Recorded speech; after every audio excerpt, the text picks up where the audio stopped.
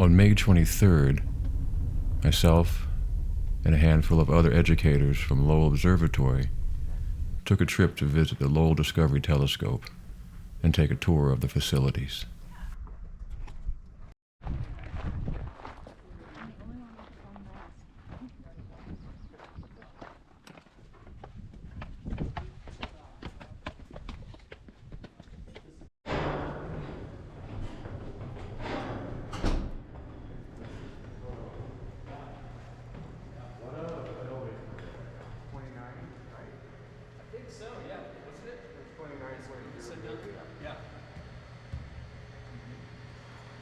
So this is the bottom end of the telescope. This is the instrument cube. There's 5 instruments on there now. So this one is the LMI, large model imager, and the camera sits right in here.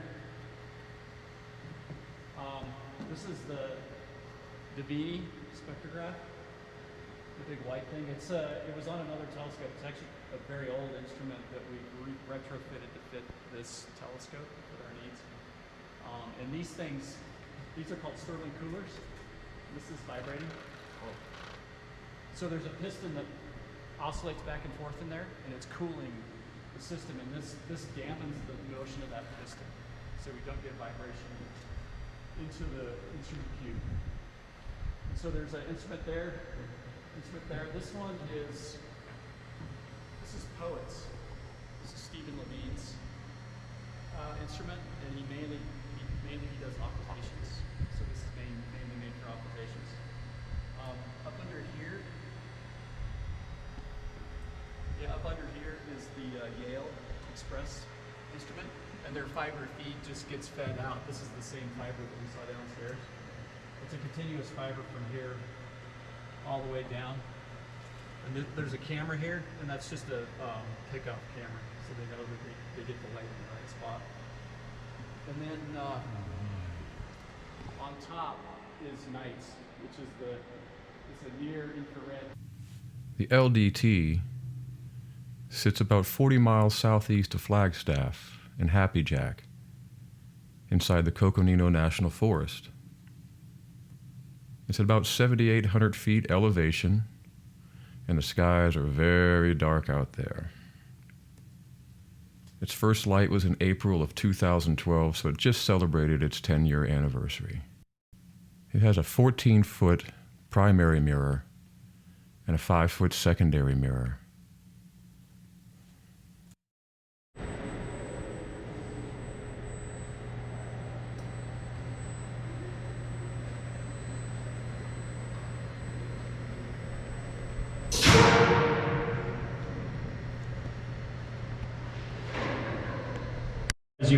As you tip the telescope down, the mirror wants to slide down just due to gravity. So these keep the mirror centered, and it's a pneumatic system. And you can see the edge of the mirrors right here. It's about 4 inches thick, so it's easy to bend. They made it very thin so we can bend it.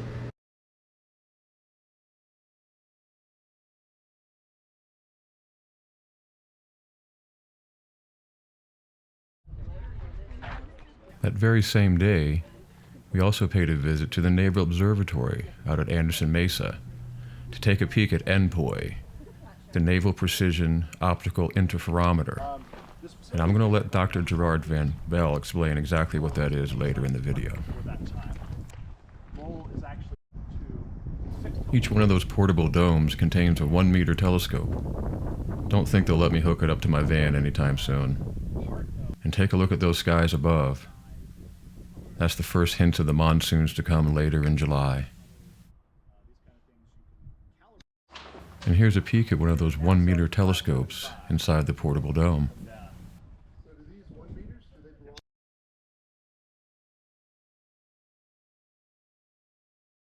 Back together. So if you think about how a regular telescope works, a conventional telescope that has a single mirror, let's say. You've got a big curved mirror. You usually have a secondary mirror, and in the simplest sense, what you can think about is light coming through it, bouncing off the first mirror and the second mirror, and you go straight to the camera at that point. The reason why that works is that any path that you can draw through the telescope at the edge of the mirror, or even at the center of the mirror as you're looking at something way off in the distance, any path that you can draw through that is the same length to some fraction of a wavelength of light. That's basically what satisfies an interference condition that makes the light, the telescope work. And so, you know, your 16-inch, or sorry, your 14-inch or your 17-inch plane wave at the Godo, inside that, any piece of string that you could pull through there that points back to the thing you're looking at, to the silicon on the camera, is going to have the same length to about 10 nanometers. And that is true of any telescope that is diffraction limited. Now, what we've done here is we've basically taken that but peeled it apart a bit. So if you take kind of conceptually the next step, which is you think of like a segmented telescope like the Keck telescopes out in Hawaii that take their primary mirror, they actually have it made up of 36 segments that all tinker-toy together. But overall, that surface inside the Keck, any line that you can draw through it to the back end is going to be the same distance to about 10 nanometers. And if you then just in your mind's eye take that Keck telescope and start deleting segments until you're left with just a few on the outboard of that Keck, and you draw lines through it, still works actually, still makes an image. And we've just done that here. We've deleted those segments and maybe taken some of the segments and peeled them apart. But the problem is that we're no longer on a common mount. The path length condition at Keck gets maintained because everything's on the same piece of steel girder. So here, we've peeled everything apart, and the distances all of a sudden are starting to be a little mismatched. So if you think of, let's say, a star that's rising in the east, it's going to transit the meridian, it'll set in the west.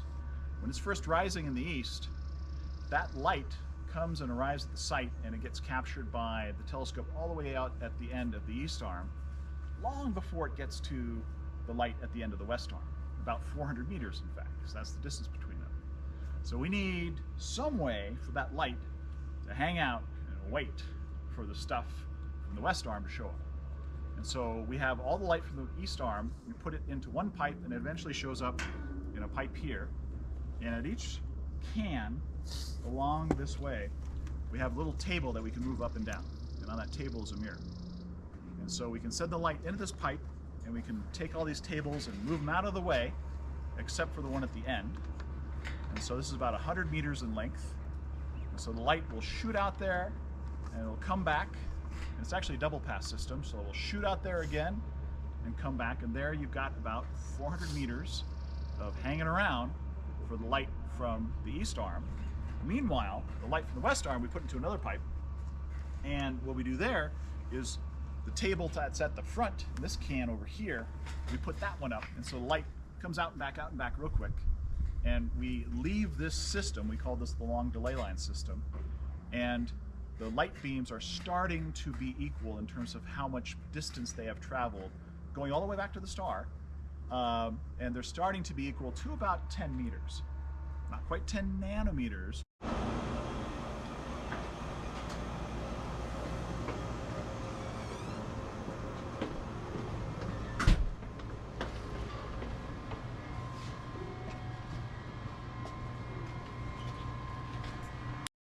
And inside the pipe we have rails, and on the rails there is a trolley, and on the trolley there is a mirror. And we can actually run the trolley up and down the rails, and we can position it with an accuracy, not just precision, but an accuracy of about 1 nanometer. And so we basically know, we have a mathematical model of the whole site, and so we know if we're looking at a star at a certain position on the sky, we basically say, oh, send this cart to this point, send that cart to that point. We basically line everything up so that we get the telescope's path length absolutely equal to a tolerance of about 1 nanometer. And then at that point, we can take the beams from the telescopes, put them together, we can mix at that point finally, and then we detect. Don't you come around here. Everybody watch your butt, especially if you have a backpack on, don't hit anything.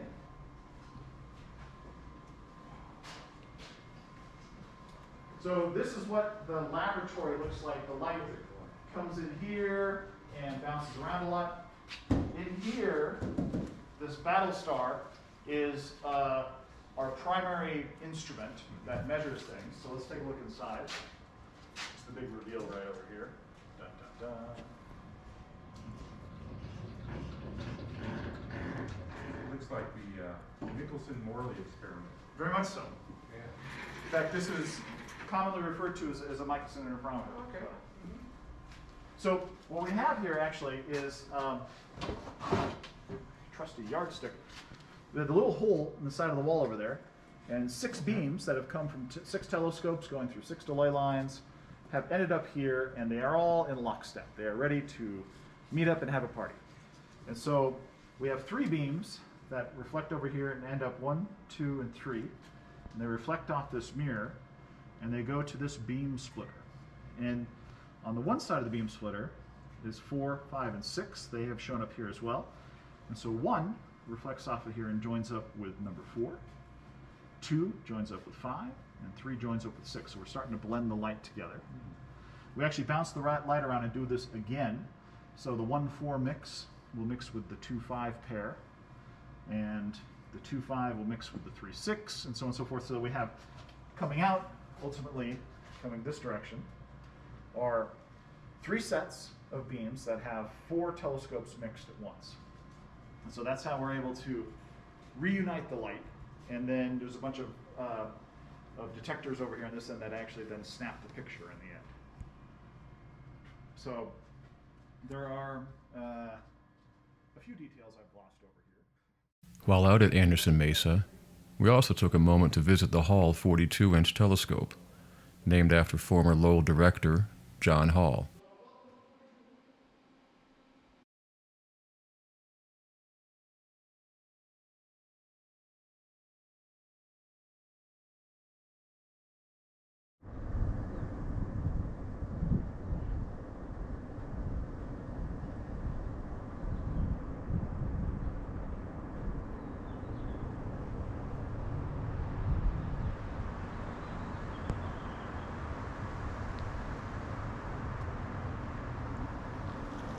This is the Rotunda Museum.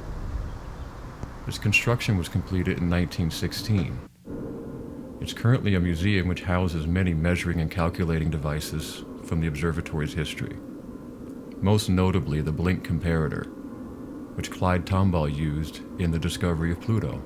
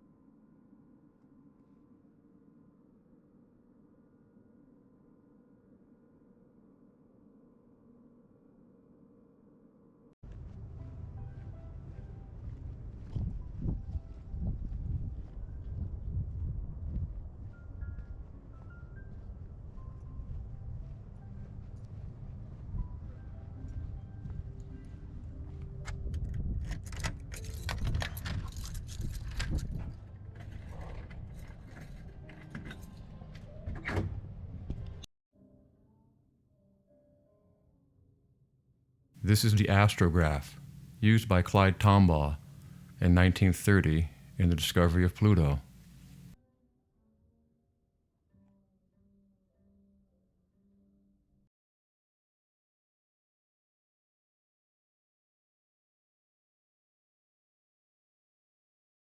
And here on the Open Deck Observatory, we have 4 telescopes for nightly viewing, 2 refractors, the Tech and the Moonraker, and 2 reflectors, the 32 and the Meade.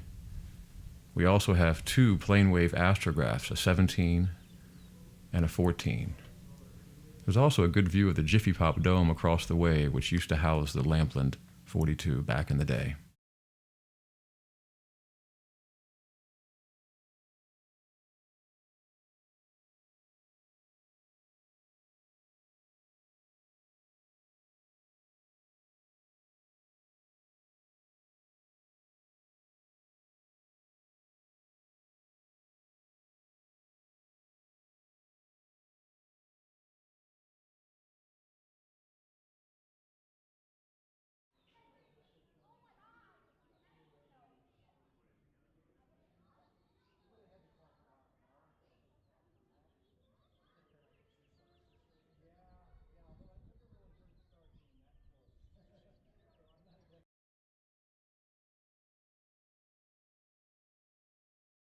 Took this photo using the Moonraker and my cell phone.